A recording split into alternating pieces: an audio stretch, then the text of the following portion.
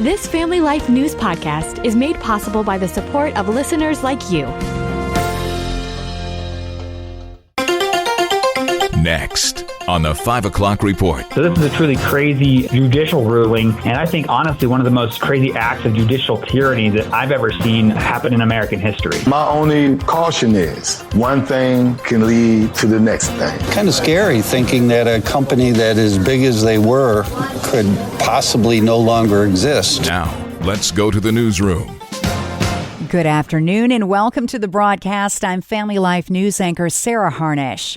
Our eyes are on the courts. Twin lawsuits have been brought, one by more than 20 states, led by New York Attorney General Tish James, saying Planned Parenthood should continue to be funded by federal taxpayer money. So far, it's going well for the abortion powerhouse. There's a judge in Massachusetts who has ruled that the Congress and the president cannot defund Planned Parenthood through a law. And so this is a truly crazy judicial ruling, and I think honestly one of the most crazy acts of judicial tyranny that I've ever seen happen in American history. Focus on the Family political writer Zachary Mettler says it doesn't look good in the fight for life. The First Circuit is certainly one of the most liberal appeals courts in the country. There's 5 active judges on the First Circuit right now, and all of them have been appointed by Democrat presidents. One of them, Judge Rickleman, she was actually a pro-abortion lawyer for a while. So I'm hopeful that the First Circuit will see reason and see through this lawsuit for what it is. But will that actually happen? I guess we'll have to wait and see. Planned Parenthood was responsible for more than 400,000 abortions last year alone. We'll have more with Zach tomorrow in our weekly feature, Faith Under Fire. President Trump had a call with the head of Ukraine today and several countries in Europe. We had a very good call. He was on the call. President Zelensky was on the call. I would rate it a 10. Next comes a sit-down with President Putin. Trump was asked today what would happen if the Russian leader won't budge. He said there will be consequences. Yes, they will. Yeah. What will those consequences There will be consequences. Sanctions, tariffs? There will be, I don't have to say, there will be very severe consequences. But if all goes well, it's time to end a war. We'll have a quick second meeting between President Putin and President Zelensky and myself if they'd like to have me there. The meeting with Russia set for Friday in Alaska. There will be significantly more National Guard members in Washington, D.C. tonight to assist in Trump's crackdown on crime. This resident tells CBS despite crime in his neighborhood, he doesn't like the federal intervention. They're tired of violence. I get it. But my only caution is one thing can lead to the next thing.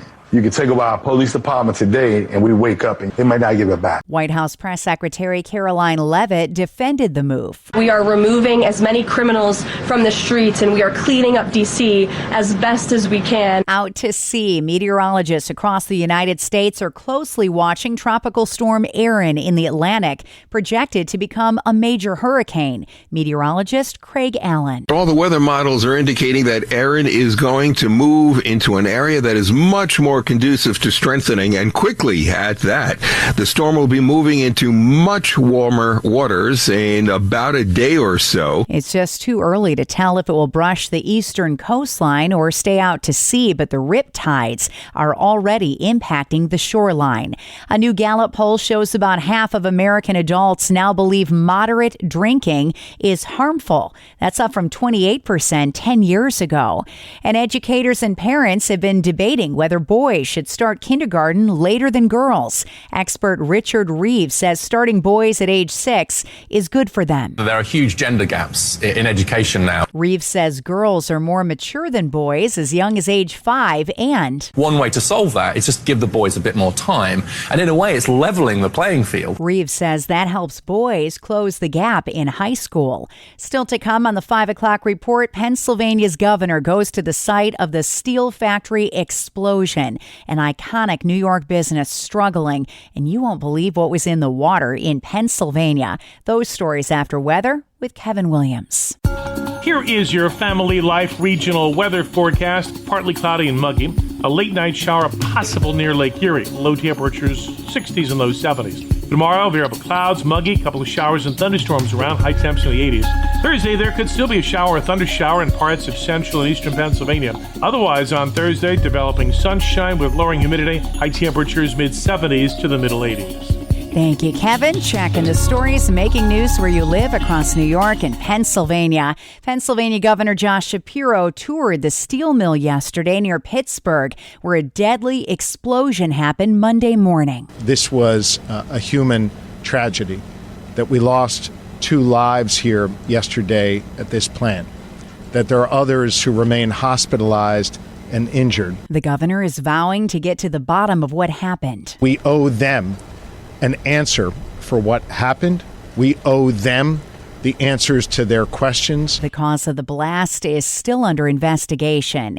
Yesterday was a rough one for the City of Rochester Fire Department.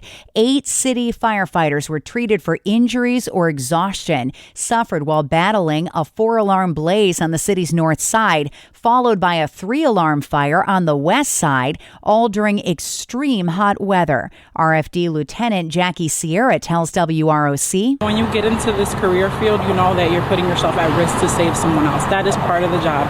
We don't get to pick and choose when incidents come in. Thankfully, we can say they're all home recovering right now. The firefighter injuries included burns, sprains, and heat exhaustion. One of upstate New York's most historic and well-known companies is facing a fuzzy financial future. We're talking about Rochester-based Kodak.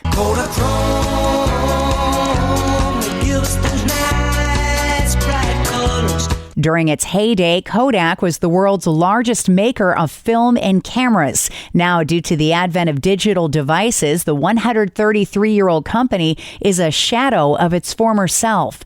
Jim Brennan runs a photo supply store in the Flower City. Kind of scary thinking that a company that as big as they were could possibly no longer exist. But, you know, they've gone through hard times before, so we just got to keep our fingers crossed thinking that this may just be one of those hard times. Kodak says due to mounting debt, it's ending employee pension plans. Kodak retirees won't lose their pension, but if you're a current Kodak employee, you'll no longer have a pension. Financial expert George Conboy says despite its debt, he remains confident that Kodak will be able to find a way to stay in business. Next at 5, how to prepare your students for life as a college freshman. That was the topic today on Real Answers with licensed mental health counselor Christopher Anderson.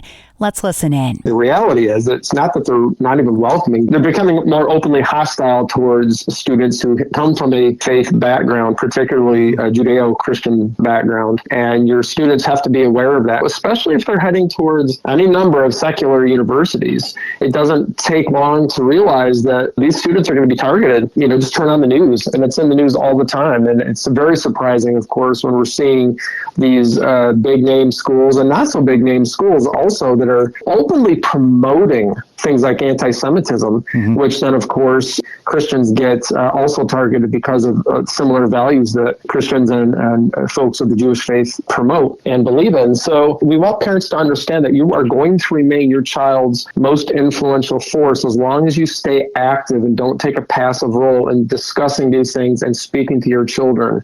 Okay, and so that's really the basis of what we're talking about. And we talked about the professors and the institutions themselves. I did see a study by Navigators that said the friends that a student makes on their first few days on campus often can also determine the trajectory of his or her faith during those years. Oh, absolutely. And as a parent, I highly recommend, if your student hasn't done this already, sitting down with them and looking at the school's website, looking for faith organizations that are already on campus and connecting them ahead of time. In other words, even before you arrive on campus, and I know for a lot of freshmen, they're already either on campus now or within this week or next, they will be heading to campus. So definitely get on the website, look for contact names and phone numbers and email addresses or whatever of folks in faith organizations that are on campuses so that you can get them plugged in right away. I know that when I think back to my very first week of college and being dropped off and, you know, I'm up in my dorm room and I really to this day can't figure out how I got matched with that first roommate.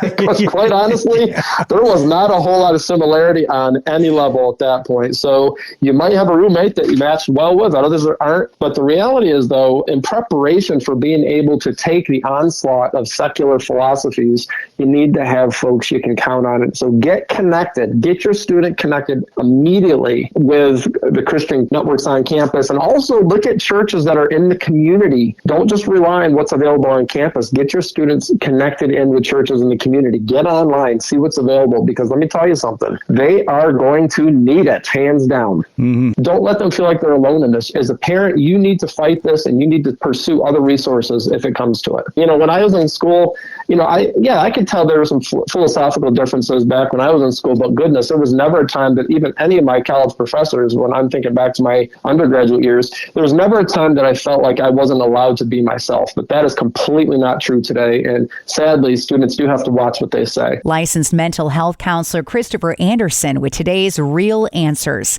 You can subscribe, listen to, and share Real Answers and all of Family Life's original podcasts at Apple Podcasts, Spotify, YouTube, or at FamilyLife.org. People often say out with the old and in with the new, but some truths never expire.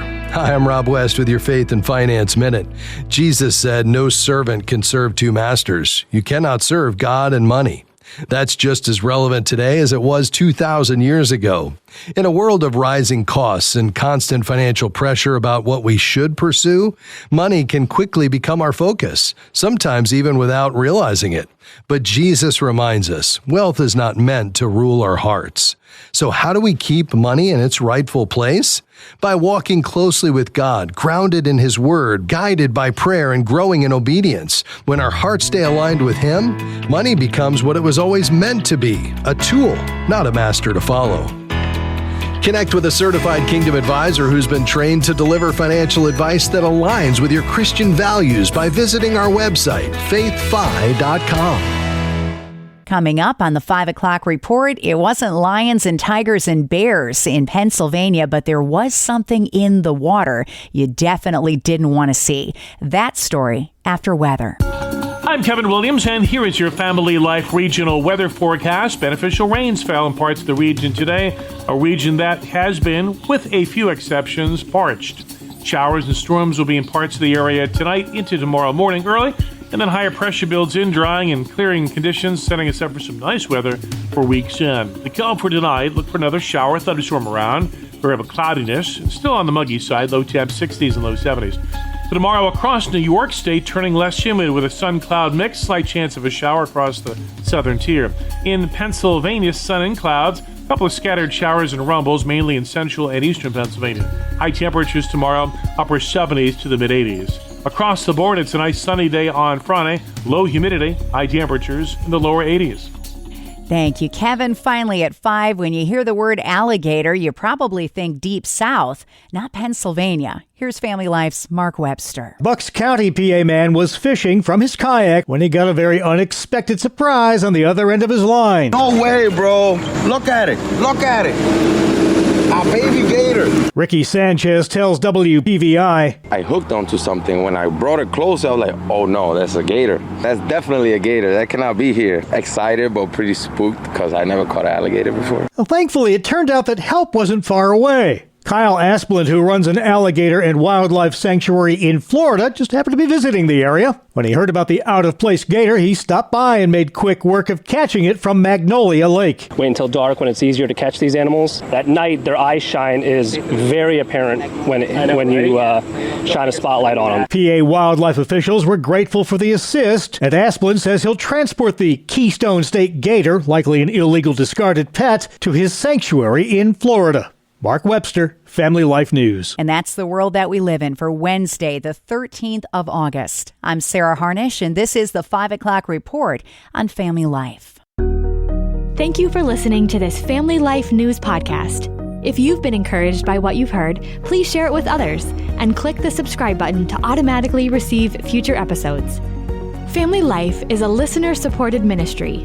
Podcasts like this are made possible by your financial partnership. Find out more at familylife.org.